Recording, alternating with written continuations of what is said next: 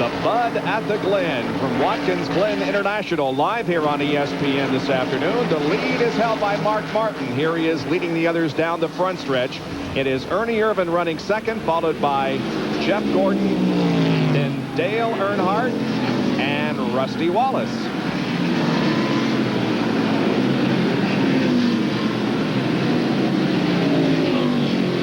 Whoa, what's that? Somebody blow up going down that corner, Dorsey? It's a white car coming straight at me right now. I'll give you a number here in just a second. It is still smoking. That's the 12 car, and it has blown up. Derek Cope, his first race with Bobby Allison. It looks like it's going to be a short day. Indeed, the car is down to the inside of the track. He's going to pull it off of the course, so that's a very wise move. But Derek Cope runs into trouble with only 3 laps completed. And let me mention his sponsor, Straight Arrow, because it's an unusual sponsor. It's mane and tail. Horse mane and tail shampoo that humans use. Let's go to Jerry Punch.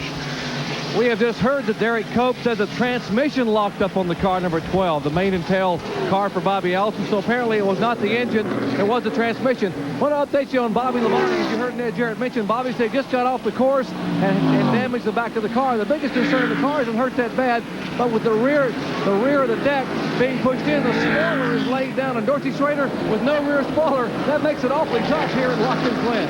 Well, he'll have a real loose race car. As I look, the leader's coming right by me here, and that is closing up a bunch as Ernie Irvan is now catching Mark Martin. A little bit of damage there on the left rear of Bobby Labonte's car as we go back now and catch the field coming up through the S's.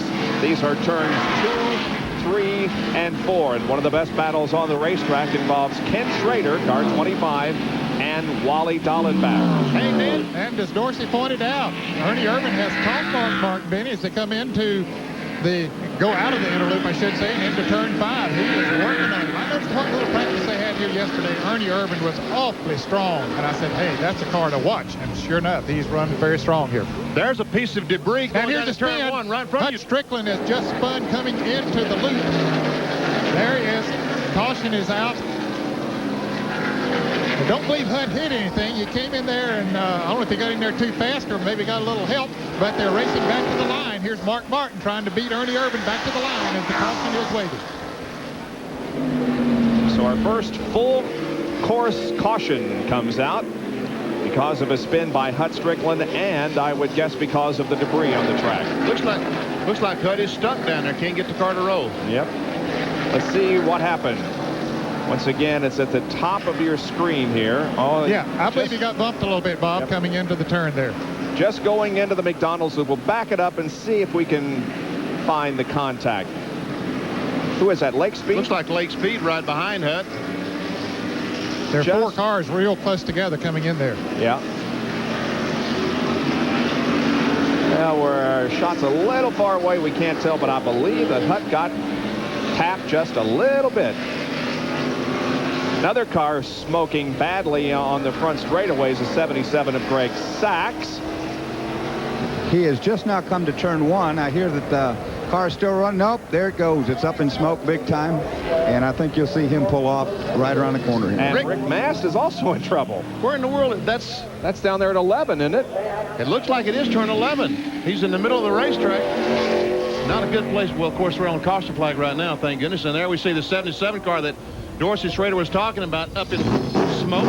He's made the right turn, the same place that Derek Cope made the corner. Yep.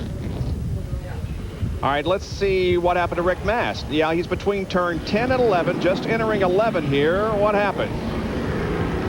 Oh, looks like he spun out. Oh, he's got a flat tire or something.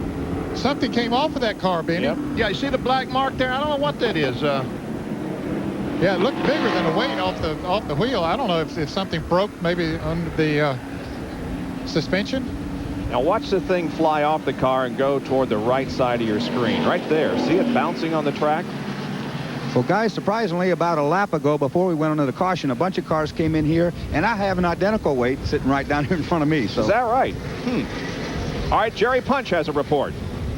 Well, we are being told via the NASCAR radios that apparently there is some lead missing in the car number 1, and they were going to black flag him to have him come down pit road anyway. So that may be one of the problems. We might want to also update this caution flag here in the pits for Bobby Labonte. A tremendous break. You saw what happened to him on the racetrack, but when he hit, apparently a spark plug wire came off. So he's up running on 7 cylinders with no rear spoiler. So he was just getting further and further behind, and will be able to make a pit stop now under caution, and it gets at least some of that corrected. There's Labonte. Just ahead of him is Jimmy Hensley in the 55 car. We are under caution with 7 laps completed out of 90 in the Bud of the Glen NASCAR Winston Cup race. Back with more in a moment.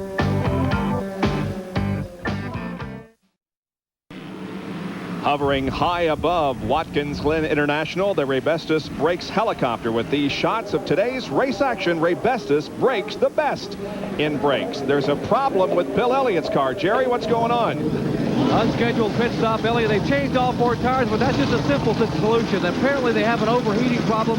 They have the hood raised on the Budweiser Ford. Mike Bean standing in front of the car with a hose trying to push water through the front grill section. They're also adding water via a different hose into the radiator, but you see steam now pouring from beneath the hood of the car. Not a good sign here in the early laps of the Budweiser at the Glen. Let's check in with John Kernan. Jerry, I'm standing with Rick Mast. Rick has brought his number 1 Skoal Classic Ford into the garage area. And Rick, we're hearing about the weight coming out. Where exactly did the lead weight come out of the car? I'm not really sure. It's something broke a little tab we have on the frame rail holding the lid in. The lid fell out of the car and run up there and hit the shock, the brake line, and tore up the right front suspension. So it's another day at the races for us. Well, Rick Mast's crew is working feverishly right now. They will try and get him back out on the racetrack. Rick Mast, who started last week's Brickyard 400 with great hopes, has a misfortune here in the early going. There is Tom Kendall in the 27 car, who was also in for a stop. He was in the pits with a hood up on that McDonald's Ford, so I don't know. You know, those pieces of weight that Rick Mast was talking about, they weigh somewhere around 35, 40 pounds, so you can imagine that thing being thrown around and the car running over it, just how much damage it could do.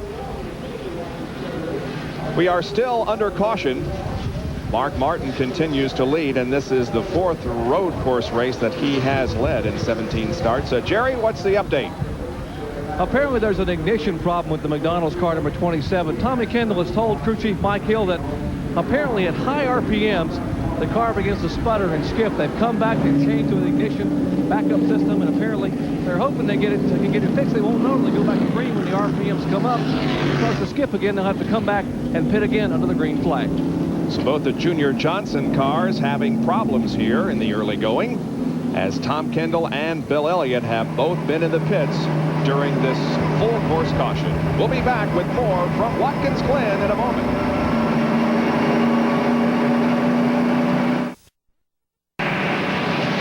Mark Martin enjoying some laps under caution in the Bud at the Glen. Stay tuned right after our coverage of this event for the Best of Shop Talk featuring Dale Earnhardt, Ernie Irvan, and Jeff Gordon. That's at 3:30 Eastern Time, right after our coverage of this race. Pace car still has the field in tow, and so while we are not racing, we will take another opportunity to bring you a commercial break so we can show you as much of the race action as possible. We'll be right back with more from Watkins Glen.